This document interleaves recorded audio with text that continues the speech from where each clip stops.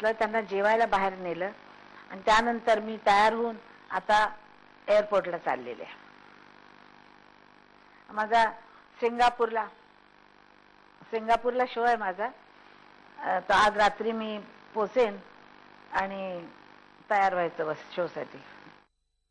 बरोबर आहे आशाताई, तुम्हाला जेवायची आणि जेवण बनवायची अशी खास आवड आहे. आज वाढदिवसानिमित्त काही खास जेवण केलं का तुम्ही? काही खास मेनू आहे का आज? नाही, असं काही नसतं. करायचं झालं तर मग मलाच करावं लागतं, कारण मला दुसऱ्यांचं जेवण एवढं म्हणजे मी खाऊ शकते म्हणा समजा, पण कोणी केलेलं जेवण माझ्या पाहुण्यांना मी नाही देत. ज्यावेळेला पाहुणे असतील त्यावेळेला मी स्वतः जेवण करते, कारण ते वेगळं असतं आपलं, किंवा मुलांना हवं असलं तर करते.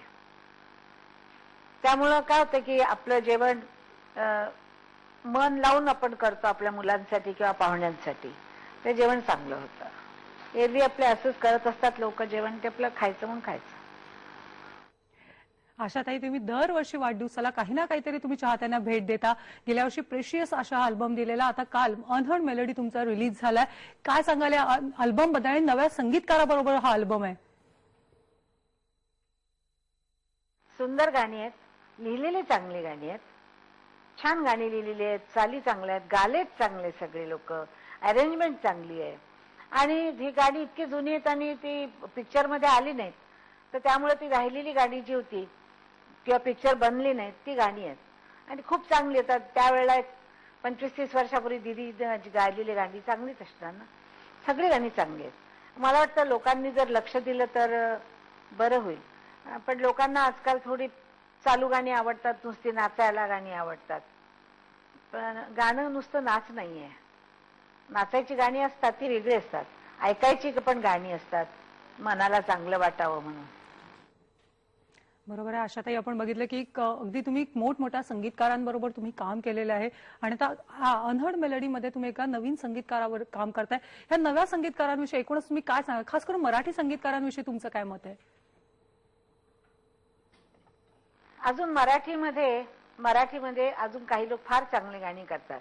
मला सगळी नावं लक्षात येतात, पण भिडे म्हणून आहेत, त्यांचं मी गाणे गाले मध्ये, आणि कोणी फार सुंदर गाणी बनवतात.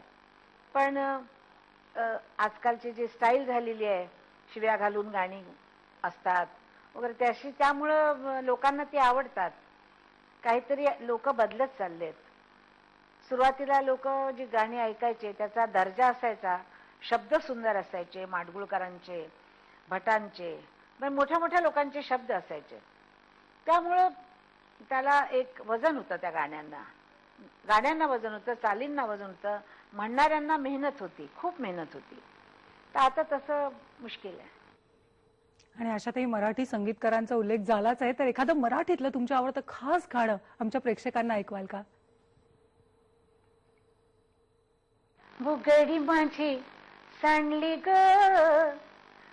जाता साताऱ्याला ग, जाता साताऱ्याला, हाय चुगली नगा सांगू ग, कोणी माझ्या म्हाताऱ्याला ग, माझ्या म्हाताऱ्याला, हाय बुगडी माझी सांडली ग, जाता साताऱ्याला ग, जाता साताऱ्याला. आणि धन्यवाद आशाताई, तुम्ही आमच्याशी बोलल्याबद्दल. आणि पुन्हा एकदा IBN लोकमत कडून तुम्हाला वाढदिवसाच्या हार्दिक शुभेच्छा. आणि आपण बघतोय की आशाताई यांचा आज वाढदिवस होता. चिरतरुण आवाजाच्या ह्या आशाताई होत्या.